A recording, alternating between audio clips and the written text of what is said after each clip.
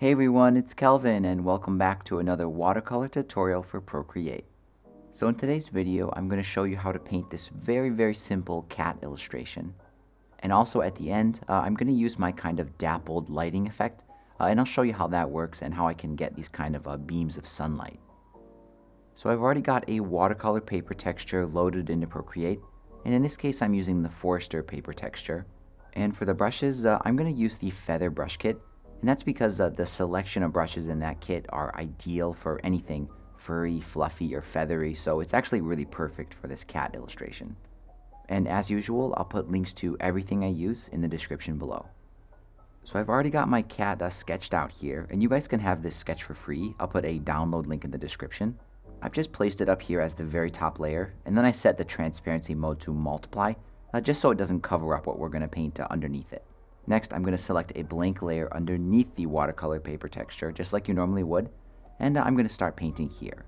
So the first thing I need to do is lay down a nice background wash for this cat, and for this I'm going to use the wet and abstract brush, and I'm just going to choose some kind of a khaki color. I'm going to use maybe 4 or 5 different variations of this, and I'm just going to fill out the whole cat, being very loose, very abstract. I'm not worried about going over the edges too much.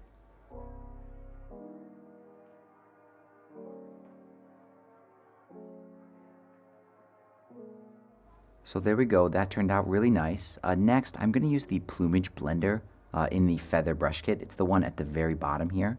And I'm just going to go over the whole cat and kind of blend the edges of these different colors just in a way that makes it look kind of like fur.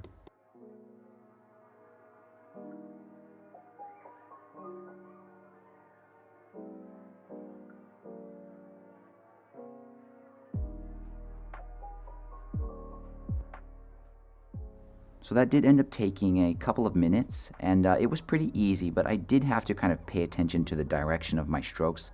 Cat fur in a lot of areas really just goes one direction, so I was trying to follow that the best I can. So I've gone way beyond my pencil sketch here. So what I'm going to do is I'm going to grab the eraser brush, and I'm going to set it to the feather vein dotter, and that's still in the feather brush kit, and kind of at a small size, maybe around 10%. I'm just going to go around the edge of the sketch and just cut out the silhouette of the cat.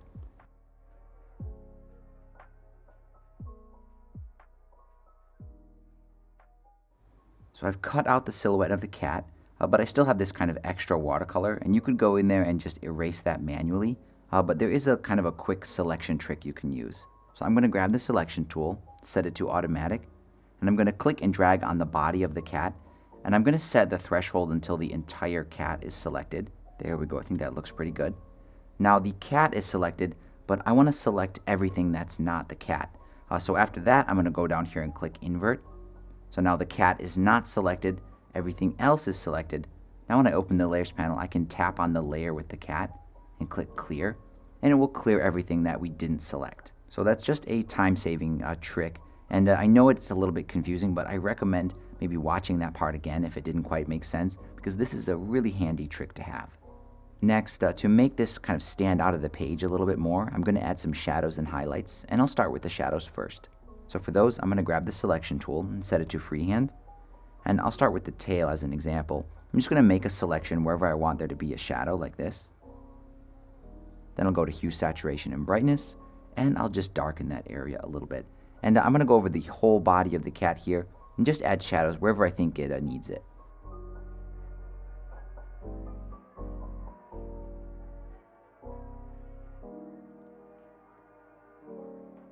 And after I've done the shadows, I'm going to grab the water blender, the same plumage blender that we've been using.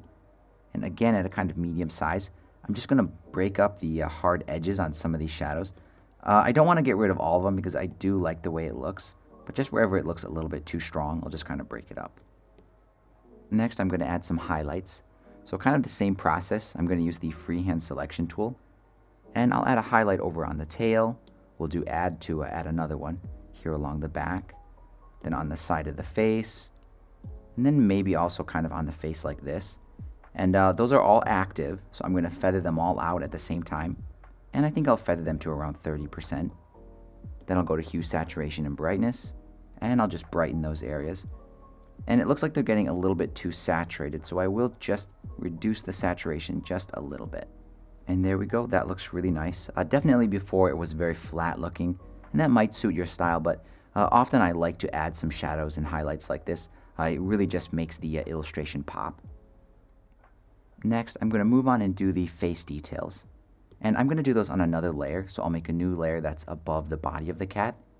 And for the brush, I'm just going to do it all with the feather vein daughter brush. And I'll just kind of fill out these details as good as I can. They're pretty simple. I'm just going to do the eyes in black and white, and the nose and the mouth are going to be like a light pink color and a dark pink color.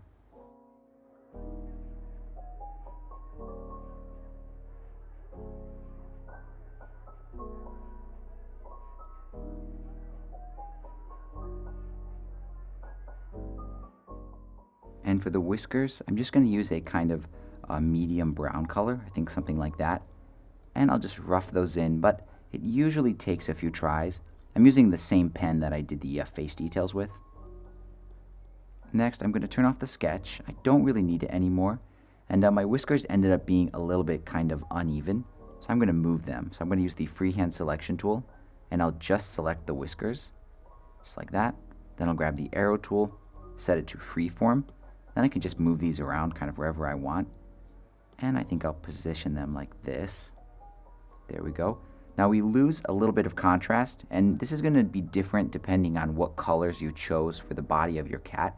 So generally the whiskers are working well, but it's just this one area. So I'm going to grab the selection tool, set it to freehand. I'll select the area where they're kind of disappearing. I'll feather it out a little bit. Then I'll go to hue, saturation, and brightness. And I could try to make them darker, but that doesn't look quite right.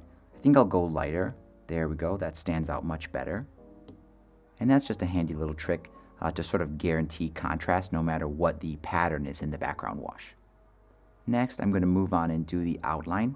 And I'm going to do that on a different layer, so I'll make another layer that's above everything. And for the color, I'll just select a darker version of the same color I used on the body of the cat. So something like that will work fine. And for the brush, I'm just going to use the light barb liner brush.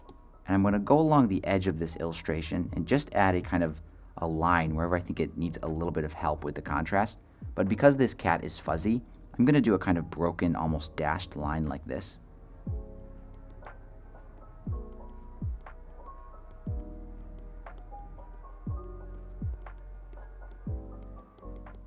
Next, I'm going to change the color to black and just do the little line details on the feet like this.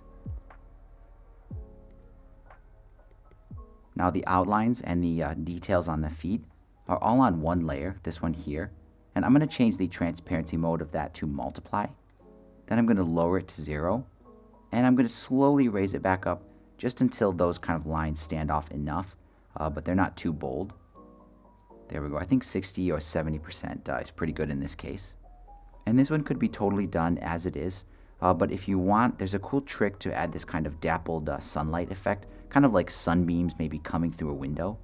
So to do that, I'm going to start by making a new layer above everything, and I'm going to set my color to a very, very bright yellow color. I think something like that.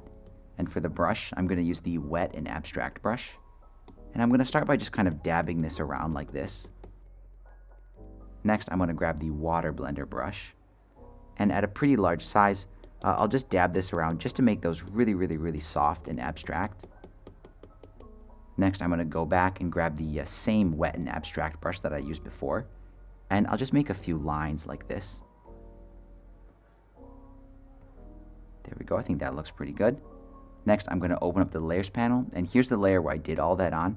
I'm going to change the transparency mode to add, and it's too strong as it is, so I'll lower the transparency to lower the effect. Then I'll just slowly raise it back up just until it's strong enough, but it's not like totally overpowering. There we go. I think that looks pretty good.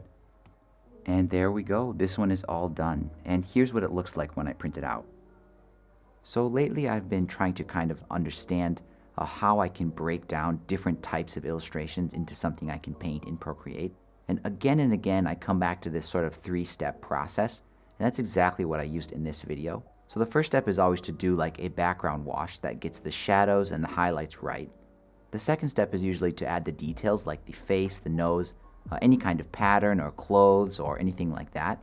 And then the final step is almost always just adding a dark outline, not over the entire thing, but just wherever I think the edges need a little bit more contrast to stand out. And I just find over and over that that process, that workflow, is a really good starting point when I'm trying to paint something new. And that pretty much wraps it up. As always, thank you so much for your support. Thanks for watching, and I'll see you in the next video.